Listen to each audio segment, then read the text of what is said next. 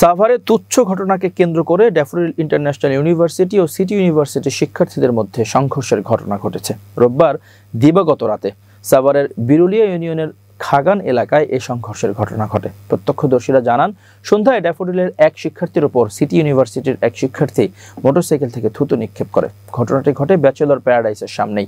এ নিয়ে উভয় বিশ্ববিদ্যালয়ের শিক্ষার্থীদের মধ্যে তর্কাতর্কি শুরু হয়। পরে রাত ৯টার দিকে সিটি ইউনিভার্সিটির প্রায় ৪০ থেকে ৫০ জন শিক্ষার্থী দেশীয় অস্ত্র ও ইটপাটকেল নিয়ে ড্যাফোডিল শিক্ষার্থীদের একটি বাসায় হামলা ও ভাঙচুর করেন। এই ঘটনার ভিডিও সামাজিক যোগাযোগ মাধ্যমে ছড়িয়ে পড়লে ড্যাফোডিল ইন্টারন্যাশনাল ইউনিভার্সিটির ১,০০০-এরও বেশি শিক্ষার্থী ঘটনাস্থলে জড়ো হন।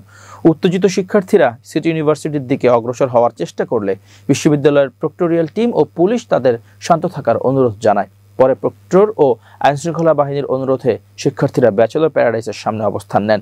এদিকে সিটি ইউনিভার্সিটির হামলাকারী শিক্ষার্থীরা ছত্রভঙ্গ হয়ে পালিয়ে যান। সাভার মডেল থানার বিরুলিয়া ফাঁড়ির ইনচার্জ আব্দুল ওয়াহাব গণমাধ্যমকে বলেন, রাতে খাগান এলাকায় তুচ্ছ ঘটনাকে কেন্দ্র করে ড্যাফোডিল ও সিটি ইউনিভার্সিটি শিক্ষার্থীদের দ্বন্দ্বের সৃষ্টি হয়।